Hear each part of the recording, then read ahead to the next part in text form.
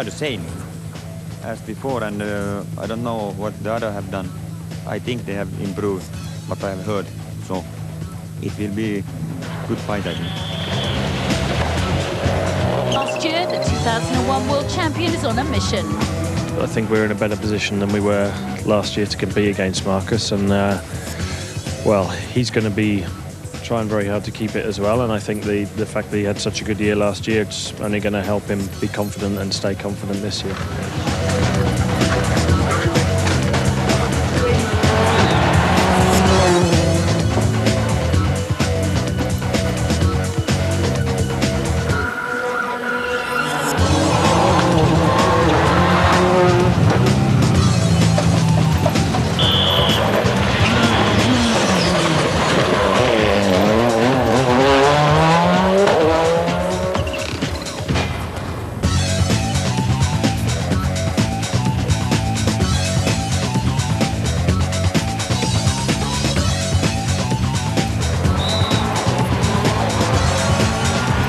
Tender. Everything's going well. We're still fine-tuning bits and pieces. It just takes some time, but at the moment I'm quite happy with it. Are you entertaining any possibility of winning the World Rally Championship this year? For sure, yeah, definitely. Not just a new car, but also a new co-driver. After the end of his long-running relationship with Lewis Moyer. In these conditions, the car is quite good. Just it's a matter of myself to get used and to try to get the maximum of the car. But will their presence help or hinder Sebastian Loeb? They can bring a lot of experience in the team because we made the championship last year for the first time on gravel, and all the team need experience, me too, and they can bring us, so I think it's very good. With the departure of McRae and Sainz, Ford have gone for the youngest driver lineup ever. Francois Duval, just 22, and team leader Marco Martin. The young Estonian will be aiming for his maiden WRC win this season. I think the target is to keep the same consistency we had last year, but build up some extra speed on it, and hopefully get first victory as well, and a lot more podiums. Subaru kickstart their 2003 campaign with a new car and will be hoping to add some consistency to the undoubted talent behind the wheel. Mäkinen is the master of Monte, winning here 4 times, but can the brand new Impreza repeat that victory? Sometimes you have a dry tarmac, sometimes you have a wet tarmac, sometimes some ice, whatever. You have to be very flexible, and I think it makes it very difficult. The end of last year was certainly memorable when Petter Solberg took his first WRC win. But is he the man to stop the Peugeot juggernaut? I know the team are working very hard, and everybody's pumped up for this season and hungry for success, and hopefully we are very close, and hopefully we are in front, Hyundai ended the season 4th in the Manufacturers' Championship. They have continuity in the team in the shape of Armin Schwarz and Freddie Loix. I think I need some help from the team and to make the car a bit stronger, and then it will come. The news at Skoda is the arrival of Didier Auriol, a 3-time Monte Carlo winner in the early 90s. He's glad he said we to the deal.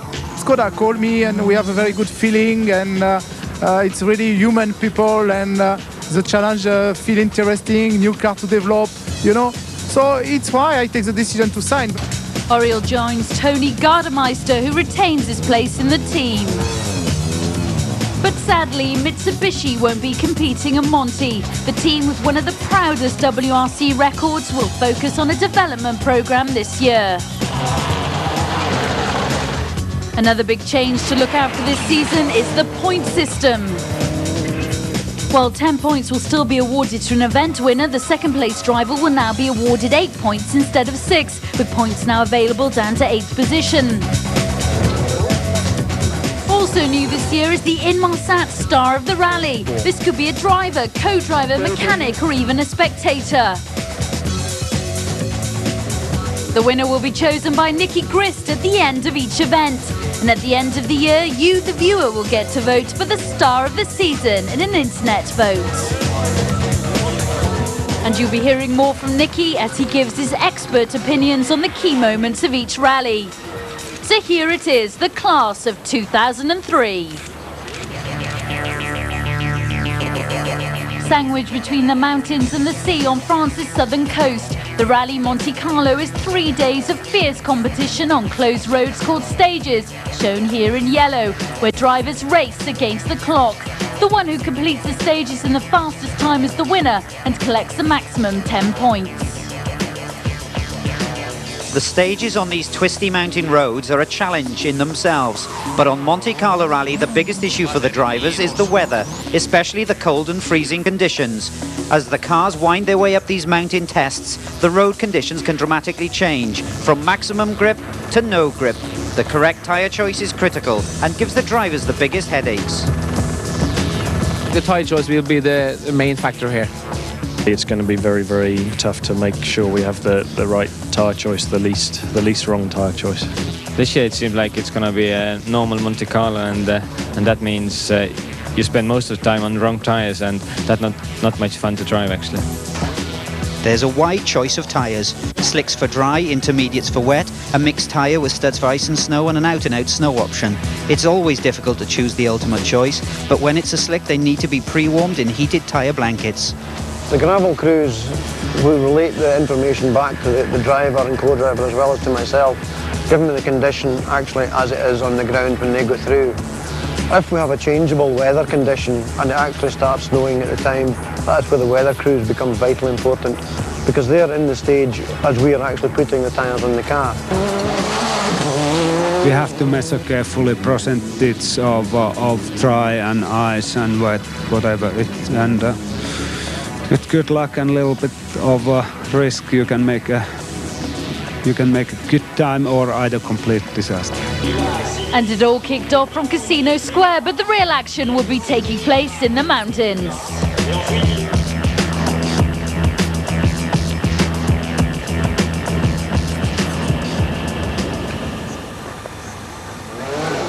Sub-zero temperatures overnight meant stage one was like an ice rink, but it was a baptism of fire for world champion Marcus Gronholm.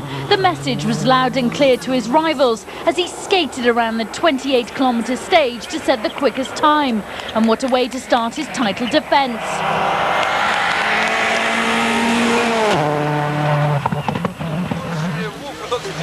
Richard Burns has made no secret of the fact he's desperate to get that number one back from his teammate, but he could not match the man on a mission.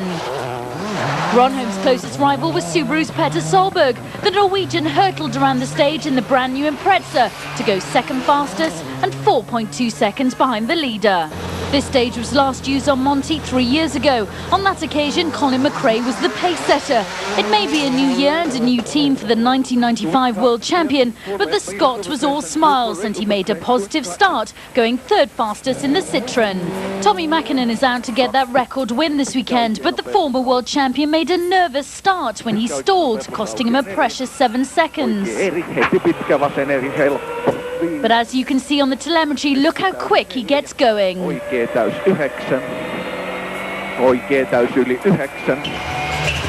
Gilles Panizzi was one of the pre-event favourites. That's a safe bet, considering the Frenchman was practically rallying in his backyard.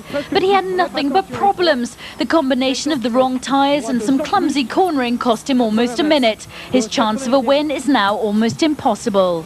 Another man with tyre worries was Marco Martin, who was driving on Michelins for the first time, leaving Ford's leading car languishing in 8th. 8th is now a points position, but making the early claim for the maximum 10 is Marcus Gronholm. With a lot of work to do is Tommy Mäkinen, half a minute behind the leader. Marcus Gronholm seemed to be running on rails. The Finn was cool as ice as he flew around stage 2, leaving his rival standing. He set a scorching time that was nearly 30 seconds faster than anyone else. But laying down the challenge was Colin McRae. Even in a brand new car, the Scots' message was clear as he leapfrogged Petter Solberg to steal second overall. Contrast that with teammate Carlos Sainz. Despite a wealth of experience here, the Monte proved it can still bite back. In particularly icy conditions, the Spaniard smacked into a rock face and spun, damaging the suspension.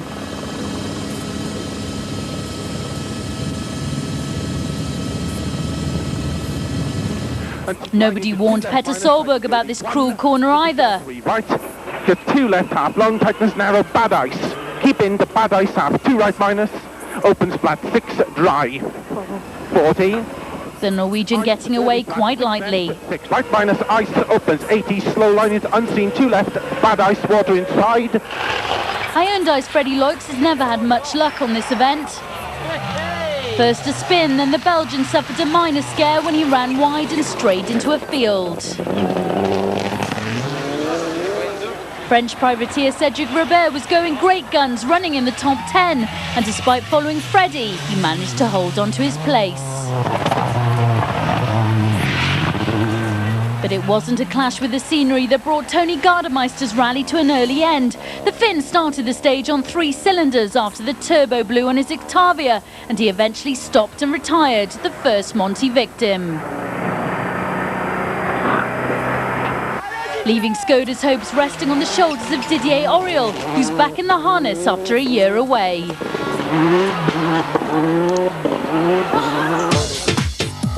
Another blistering stage by Gronholm means he's well out in front. McRae's still chasing, but there's a big challenge ahead for 6th place Richard Burns if he is to join that fight.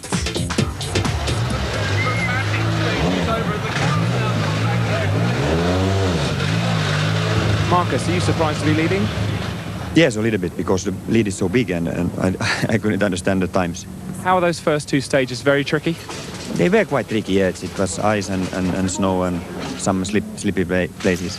Colin, new team, new car. You seem to have really risen to this challenge. Yeah, it's going well at the moment. Everything's very comfortable. No problems, no scary moments. So I'm quite happy.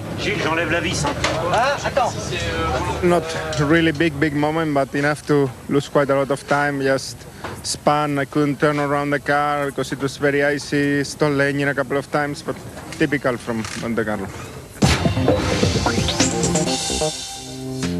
This is Monte Carlo, home of movie stars, fast cars, designer shops and million-dollar yachts.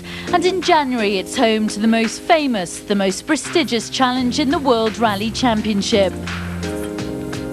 The rally's almost as old as the internal combustion engine. Since 1911, this perilous roller coaster through village streets, ice-covered roads and snowbound alpine passes has been thrilling crews and crowds alike. And winning the Monty means everything. The list of past winners reads like a who's who of rallying. Timo Mäkinen, Paddy Hobkirk, Ari Vatanen, Walter Roll and Tommy Mäkinen, to name but a few. Victory here is one of the most coveted prizes in the WRC because a win guarantees a place among the greatest drivers ever.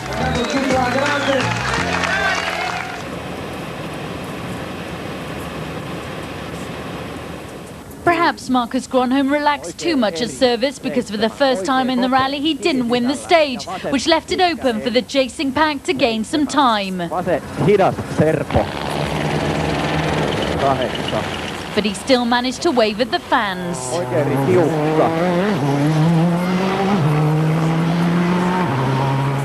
But local lad Sebastian Loeb had the bit between his teeth. This impressive Frenchman drove with skill and determination to win the stage.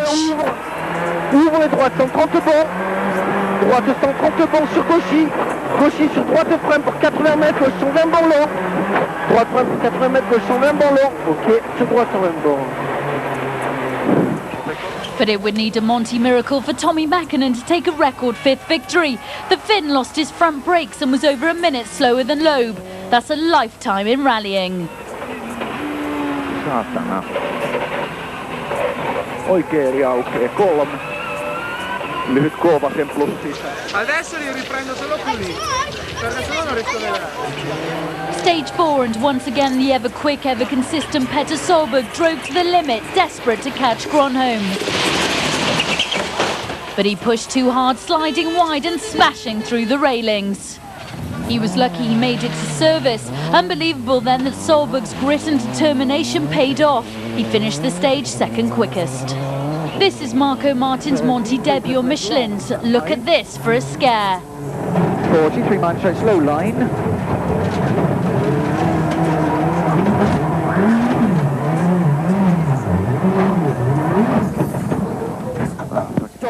while his teammate Francois Duval was also feeling his way on one of the most difficult events in the calendar. He kept out of trouble until 3 kilometers from the end of the stage, when he slid wide, the same place as Martin.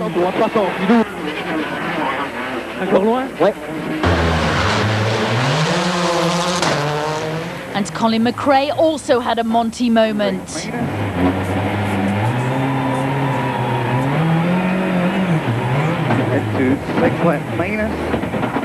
That cost the Scot almost half a minute to Gronholm.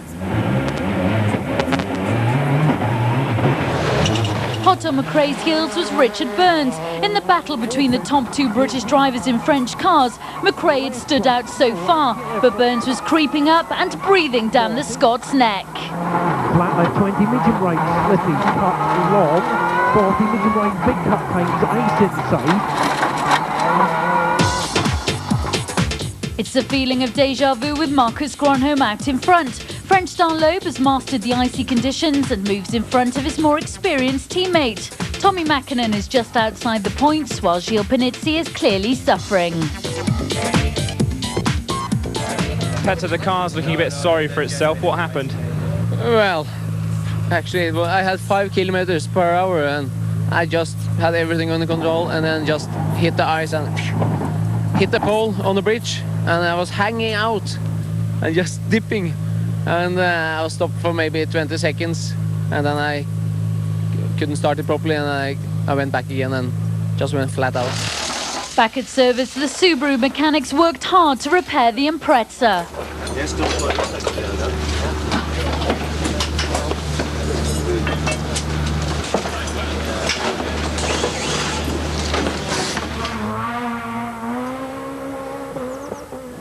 With far less snow than previous stages, Sebastian Loeb blasted his way through the longest test of the rally to claim his 2nd stage win. His confidence on a high with slick tyres. It was enough to take a 20-second chunk out of Marcus Gronholm's lead.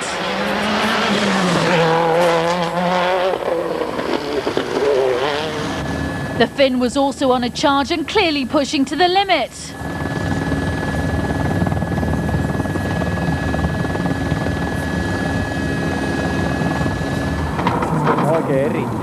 But this moment shows how vulnerable his lead is.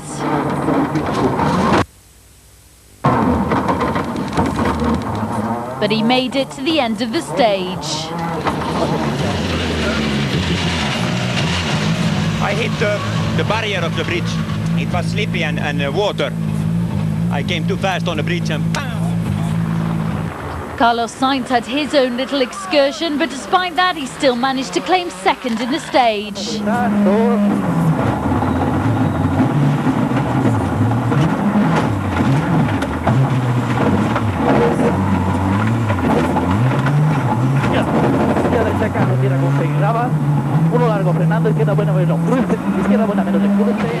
Armin Schwarz was next on the list.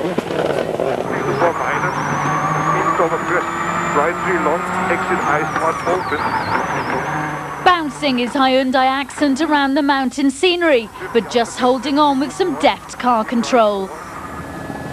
But Subaru's worst nightmare became a reality in stage 5. 20. 5 right minus, tightens over bridge. 16, wet and slippy, line into 4 right minus, tightens 2. The treacherous conditions pushing Petter Solberg's Impreza over the edge. Well, I came down the road and I have just slippery in my pace nose, and I just understeered a little bit and I hit the bridge and then I broke everything. But everybody else that I've been watching here have done the same, but I'm the one who's left here. Meanwhile, Tommy Mäkinen suffered the same fate. And had an early exit. So with both cars out, Subaru mechanics were left to pack up and go home. Tommy was left to reflect. It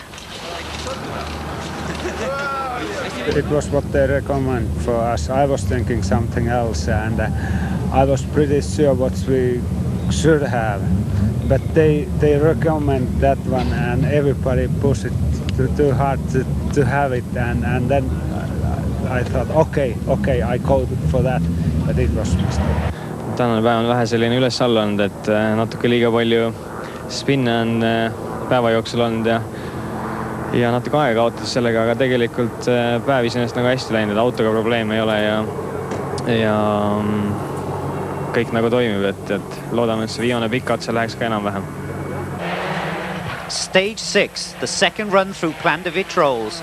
This is one of the few stages run in darkness in the championship. Time to fit the spotlights.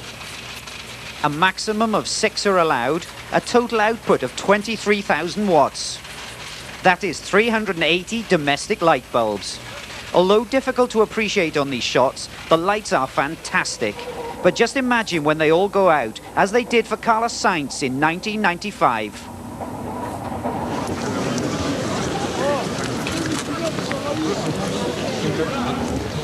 Colin McRae through the Zara ran the fast and flowing stage and was blisteringly quick, thoroughly enjoying the Citroën experience. 6 left minus, tight.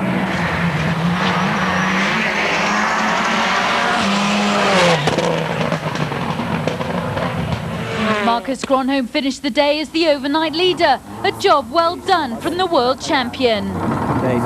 Oikein eri jäätä. Nyt oikein helppo jäätä. Jatkuu oikein helppo.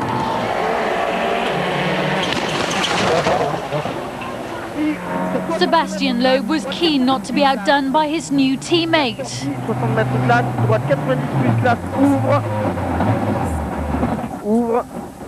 And despite this spin, the Frenchman equalled McRae's time.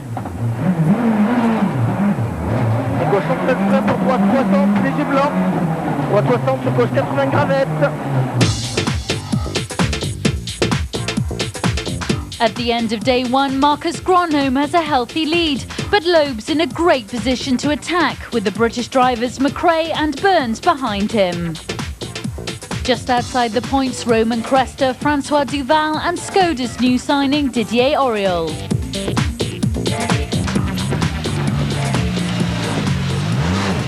Must be very happy with today's work though. Yeah, this one was really difficult. I think if somebody's taking risk, maybe Loeb, he can really catch me a lot. How did it go? I did not want to take too much risk because it's very difficult to stay on the road. You have a lot of gravel and I didn't want to take too much risk. We have two days to go and I drive a little bit carefully, but well too. Well, happy with the start, and then the last 2 stages before this one weren't so good. But not bad. For all the latest news, visit the World Rally Championship website at WRC.com. Well worth checking out.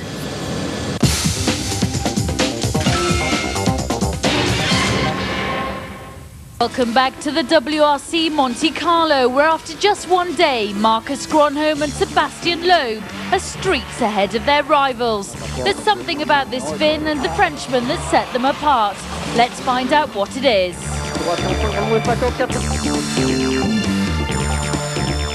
Let's analyse day 1. Marcus Gronholm exceptionally quick on the snow and ice, whereas Sebastian Loeb was very, very quick on the dry stages. Let's analyse them on one particular condition. Here we have Sebastian Loeb braking hard on the dry tarmac. He's coming onto the ice, no throttle, very steady, understeering, gets to the dry tarmac and he's accelerating away. Whereas Marcus Gronholm, flipping the throttle, you can hear the wastegate chattering. Broadside there, bit of handbrake, sideways and throttle and he's away. Must be a second quicker alone there. And here we go, Sebastian Loeb again, nice and steady, keeping the car balanced and just steering through the snow and ice. Marcus Gronholm, look at this. I mean, he's broadside. Look, throw it into that corner, full throttle. He's enjoyed himself. 41 seconds quicker on that stage alone. But it's Sebastian Loeb in the dry, totally committed. Today, the stages are going to be dry. If he's on slicks, look out, Marcus Gronholm.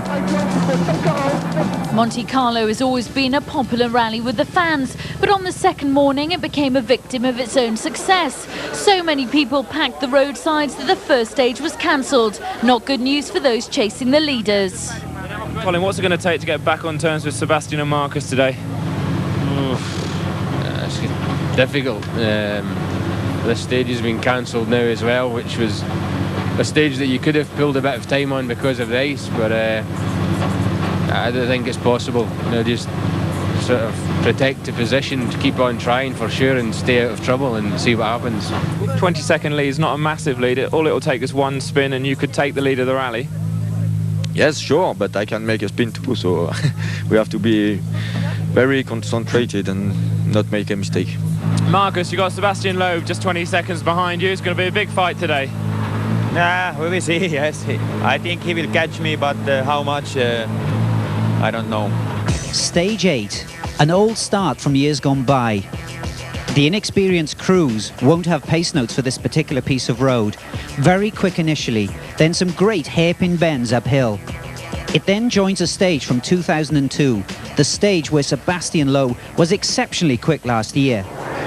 And first up was Gilles Panizzi, the asphalt ace, who's normally vying for the #1 spot on the black stuff, but was languishing at the back of the pack. But it wasn't the Peugeot, it was Panizzi himself who was suffering with low blood pressure, leaving the Frenchman feeling pretty ill. Marco Martin was also under the weather, but his stomach bug wasn't bad enough to stop him battling on. In fact, the young Estonian looked more at home on today's drier asphalt. 3 plus left. 33 right narrow. Carlos Sainz knew he could catch Richard Burns, and when the Spaniard's on a mission, there's not much anyone could do to stop him. He scorched past the Englishman and snatched 4th place overall. Catch me if you can is the message from Colin McRae. With Derek Ringer at his side, the Scot was on a charge. Let's listen to Derek guide Colin through the stage. Very long left, pace 50 plus. And 28 plus. No problems for the Scot as he set the fastest time. But still to come, Sebastian Loeb. On slicks and in the dry, the young Frenchman is hard to beat. Let's see what he can do in the same car as Colin McRae. Donc gauche 133 moins léger coup d'éclat, se frein pour droite sans plus pas corde. Et gauche 115, ferme temps pas corde. Ok. 5.6 seconds faster. Suddenly Marcus Gronholm's lead didn't look so comfortable. And the Finn was next. Always super quick and super cool, the Iceman chased down the Citroën. Let's see how the Peugeot compares. Vasen eri ja oikein nopea. 4, vaseri tiukka. 110. Nyppy vaseri miinus. Ja oikein nopea, kivi sisällä. 7 ja vasen piru pitkä, nopea, kirraa. Gronholm was nearly 8 seconds slower than Loeb. Now he had a fight on his hands. With just 12 seconds separating Loeb and Gronholm, the Peugeot driver must surely feel that the lead is slipping through his fingers.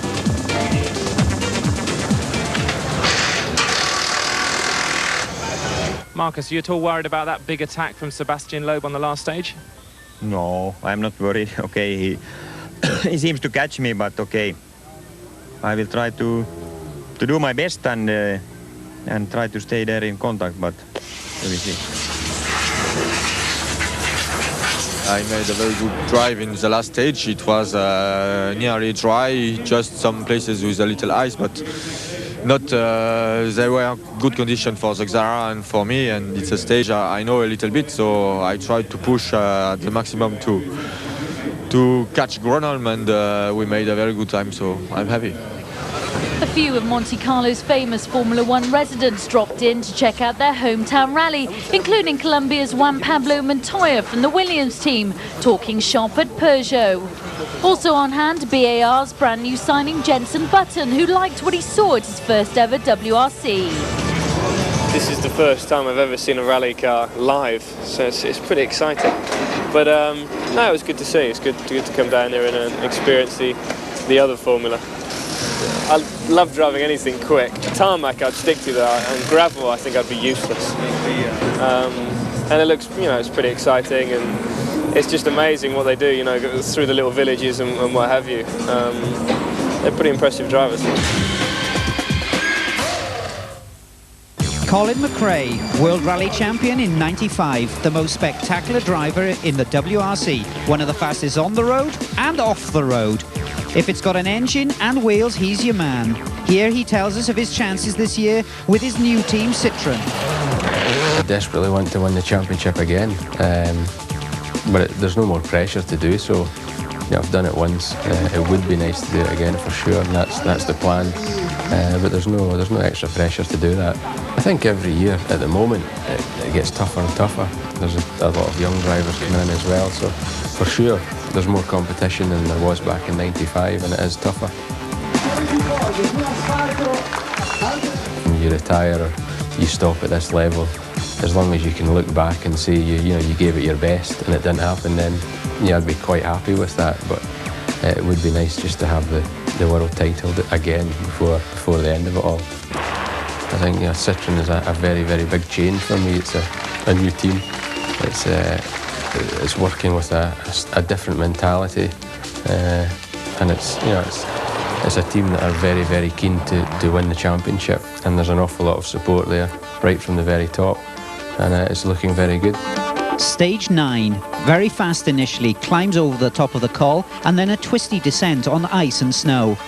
A very demanding stage, very twisty downhill, demanding on suspension and brakes. A very spectacular narrow gorge towards the end of the stage, but now on dry tarmac. Freddie Loix was about to find out how slippy this surface was.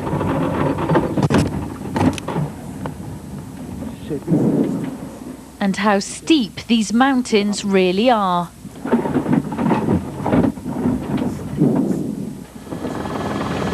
There was no way back for the Belgian.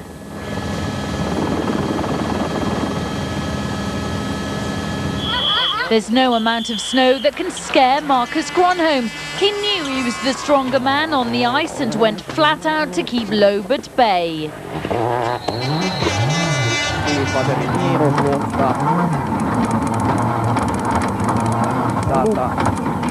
But it didn't pay off this time. This brush with the mountain meant the world champion had to stop in the stage to take a look. Precious seconds ticking away. Further in the stage, the pair were forced to stop again to make emergency repairs to the wheel. He completed the full 32 kilometres of the stage, but his time was over 55 minutes. Unheard of for the world champion, unheard of in rallying.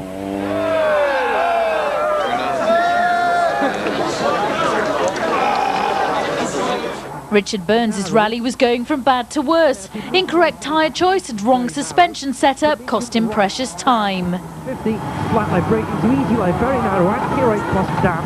20 fast line, 40, medium right, to medium left long, stone, 20k right minus tightens in. Just watch Colin McRae take the same section. Right, left, right to 3 and right, and left, don't cut, then to 3 right, and 3 left minus, don't cut, then to 2 right, tightens, and 3 left opens. He's visibly faster. Marco Martin was faster too. He moved ahead of Burns. This was Roman Cresta on the Monte last year. This year he's back having a blast driving a privateer Peugeot.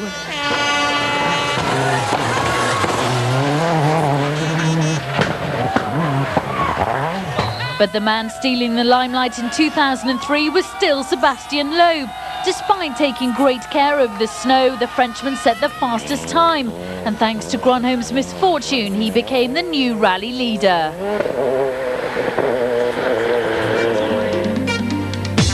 So all change at the top. Gronholm's wheel drama drops him out of the points, while Loeb cruises into the lead.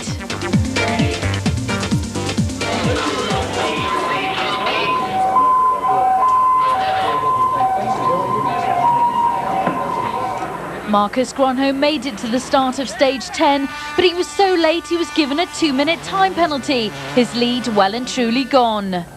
Just take a look at that front wheel wobbling precariously. But you have to take your hat off to Marcus the mechanic. His emergency repairs were so good that he set an amazing 4th quickest time. Didier Auriol seemed to be relishing his return to the WRC. He went faster than Richard Burns on this stage. Peugeot's test driver Cedric Robert is a regular in the French Championship and has driven this stage many times. He was 6th overall. At his pre-rally reservations, Marco Martin was going well. Ford will be more than pleased with the Estonian's gritty and determined drive. He finished the day 4th overall and in striking distance of Carlos Sainz. Right, 5 left, go 53 plus left. Citroën have showed they mean business. Just 4 stages separate them from an historic podium sweep tomorrow. 3rd spot is currently occupied by Carlos Sainz. His new partner Marc Marti had settled in well, and they stormed through the stage with the winning time. Colin McRae has never won in Monte, and he'd love to do it in his Citroën debut. But first he'd have to catch Loeb. But the Frenchman hasn't put a foot wrong all weekend, and it'll take more luck than skill to catch him.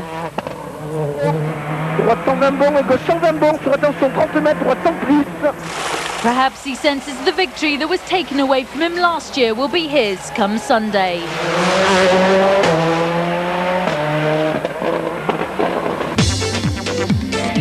It's a healthy lead for Loeb, and McRae looks pretty safe for 2nd. Citroën's only worry is whether Marco Martin can catch his old teammate Sainz.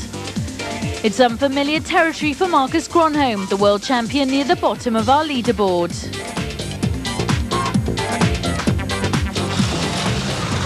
Marcus, when rallying bites, it bites hard. What happened? No, it was 6 kilometers from the start, or when the snow part started. It's very bad downhill, and just skiing. It was no car control anymore. It was with the slicks on these kind of surfaces. It's one of these rallies that's never over till you're over the finish ramp at the end. So we just have to wait and see. But everything looks good at the moment.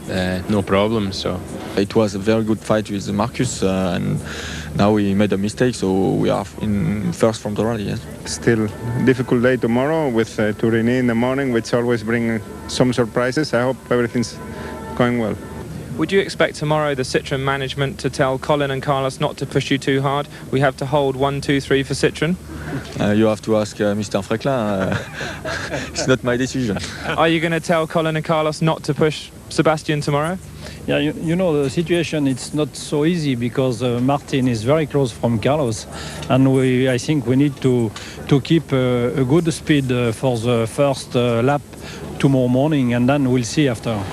And remember, for all the latest news, check out the website at WRC.com. See you after the break. Monte Carlo. Before we get back to the action, a brief look forward to the rest of the year. 14 rounds and 4 continents. This is the 2003 World Rally Championship.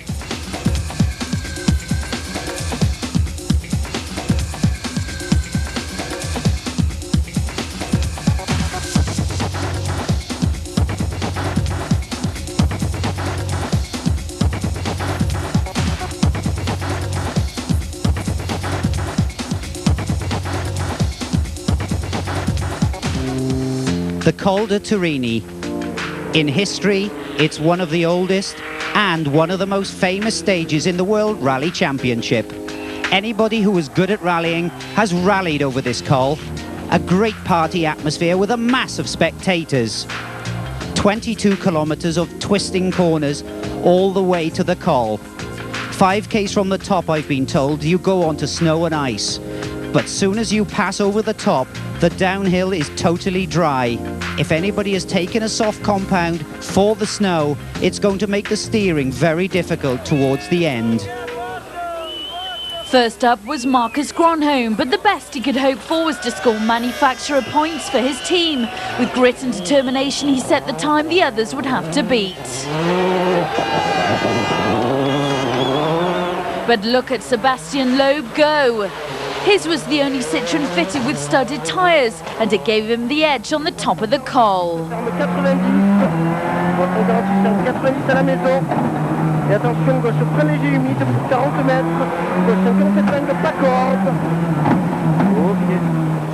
But he wasn't as fast as teammate Colin McRae. And 4 left plus. And 4 right plus opens, 100. 2 left plus, opens the wall. The Scot hurtled around the stage to set the quickest time. Marco Martin was determined to knock Carlos Sainz off the podium. There's nothing Ford's new team leader would relish more than to beat his old teammate. And on this occasion he did.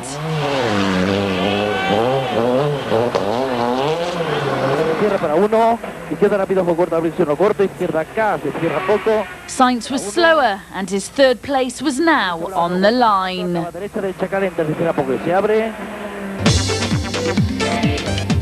Loeb's still over a minute ahead of McRae, so his lead should be safe. Citroen's only real worry is Marco Martin, who's closing in on Carlos Sainz. No time to rest. After the Col de Turini, the crews headed straight for the morning's second stage, Lan Tosc. Despite a brand new route for the start, no one was anticipating any problems.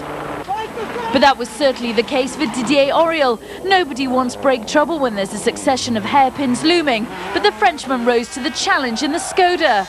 Quicker still was Armin Schwarz. At last, something for Hyundai to smile about, and something for the German to smile about too. He was 8th and on track to pick up a point. A place above him was Francois Duval. Ford's confidence in this 22-year-old Belgian seemed to be paying off. Stage by stage, it seemed he was growing in confidence. He blasted through this stage in just over 14 minutes. Meanwhile, his teammate still had a lot to do if he was to catch Carlos Sainz. With a 30-second gap, Marco Martin couldn't afford to let off the throttle in this stage. And he was fast, very fast. He finished the stage in 14 minutes and 9 seconds. Carlos's podium finish was in danger. And brake problems certainly didn't help. Sainz battled on, desperately trying to hang on to his lead, knowing he couldn't afford to be anything more than 30 seconds slower than Martin if he was to hold on to that third place. His heart must have been pounding as he crossed the flying finish. And it wasn't enough. Martin knows 7 seconds ahead, and for now, third place overall was his. No stage win this time for Colin McRae, but the only thing the Scot had to do to hold on to second place was to stay on the road. Sébastien Loeb was last through the stage. He was only 7th fastest, but he'd already done enough to give himself a healthy lead and the luxury of taking it easy. So bad news for Sainz as Martin leapfrogs him into third place, but with just 8 seconds between them, Carlos could still hope as he headed back to service. Carlos, was that a tyre choice that went wrong? The tyre choice was perfect. I have just a broken wheel bearing, and in Turini, in the downhill, I lost one brake pad, and then the tyre was moving and no brakes. So at the end of Turini, I have to repair it. Is it a question of a compromise, a bit of strategy to get a faster time on the second stage of those two? For sure, it's a compromise because there's 2 different stages to do, and you have to choose the tyre which is fastest overall, not just on one stage. A stunning start for Citroën in their first full WRC season. The only team that can claim to make every component in the car. They have a lot of previous competition experience, but they're not counting their chickens just yet. The general feeling of the team is to be quite humble about the things happening. It's the first year for us competing in all the championship. The first event, another 13 events are following, and we need to get the speed to follow the championship rightly. The team have years of experience in their chief chassis engineer, Jean-Claude Vaucard. He designed the awesome Peugeot 205 T16. They have also drafted in Colin and Carlos, who have 49 rally victories between them. It's nice to have these 2 guys. They have a good experience, and they have the same opinion of what to do on the car. So we know that we go in the right way when we work, and we don't lose time in bad ways. I think it's very good also for Sébastien, because he can learn very quickly with Carlos and Colin, and it's very important also for us to improve the car for the future. The rest of the manufacturers can breathe a sigh of relief, as Citroën are not ready to dominate like Peugeot did last year. We have to improve the car on gravel. We are working a lot, but I think we need 2 or 3 months more to be at a better level.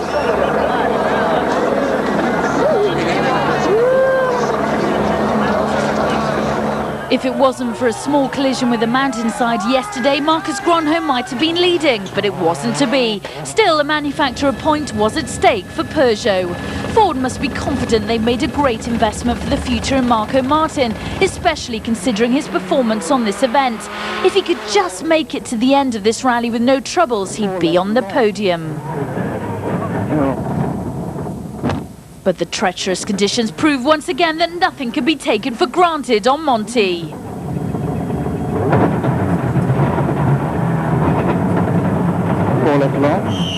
The big question was, how much would that dice with ice cost him? The answer depended on how much Carlos Sainz could do. The Spaniard rose to the challenge. Look out for the time on the right.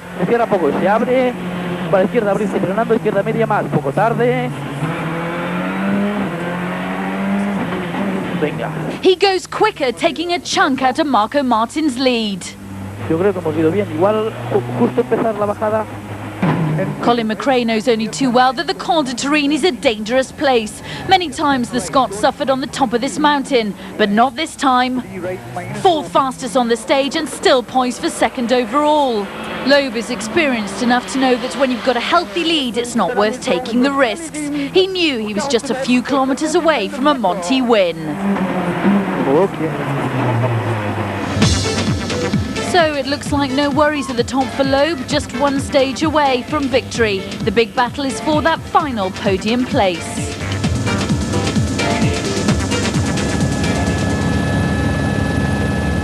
Marco Martin versus Carlos Sainz. The ultimate battle between youth and experience.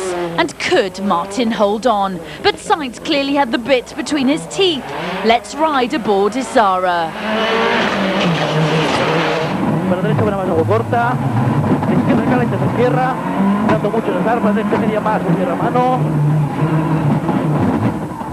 Nearly 7 seconds faster than Martin. A memorable drive from Sainz, ensuring that he was 3rd and that Citroën claimed a clean sweep at the podium.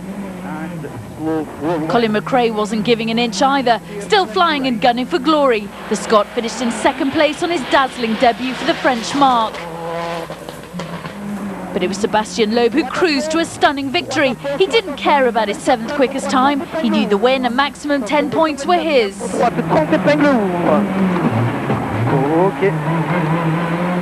Now the celebrations could begin. Vive la Loeb! Confirmation then of the result. It's an historic 1-2-3 for Citroën.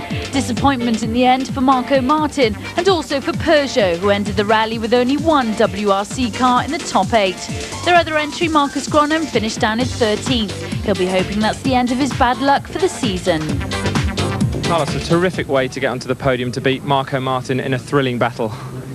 Yeah, finally we got it back. I'm really very happy about the last 2 stages. I think we tried very hard. It was not easy conditions with the ice, very easy to make a mistake, and finally we managed, so I'm very happy. The 2nd last stage we spun and lost quite a lot of time there, and that just put Carlos too close to us, and on the last stage it was just too fast for us. Well, congratulations, an absolutely terrific debut with Citroën. Magic, yeah. I mean, for me it was a great result, but for the team, absolutely tremendous. They all did a great job and got the job right for 3 days. Sébastien, a sweet victory after last year. Yeah, sure. Last year it was difficult to accept the decision because we were thinking we won the Monte Carlo, and this year it's for the first time a real win in the Monte Carlo rally, and it was a very difficult race. Some snow, some ice.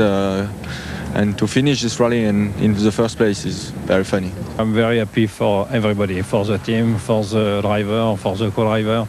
Everybody do a job fantastic. väga rahul meie selle tulemusega sellelt rallilt, et väga ei ootanud midagi, aga 4. koht on hea küll, et kahju, et 3. ei saanud, aga oma viga, et tegime spinni ja kogu aeg läks sinna kaotsi, et ütleme nii, et järgmine aasta tõenäoliselt on tõenäoliselt siin hea tulemus saada palju suurem. And now to the Marsan Star of the Rally Awards. At each event this season, Nicky Grist will choose the team member who has contributed most during the weekend. And of course, the winner in Monte Carlo has to be Sebastian Loeb, who's driven brilliantly throughout. As well as the trophy, he receives a cheque for $5,000 to give to a charity of his choice. Well done, Sebastian. So in the Manufacturers' Championship, Citroën couldn't have dreamed of a better start. Maximum points for the WRCs.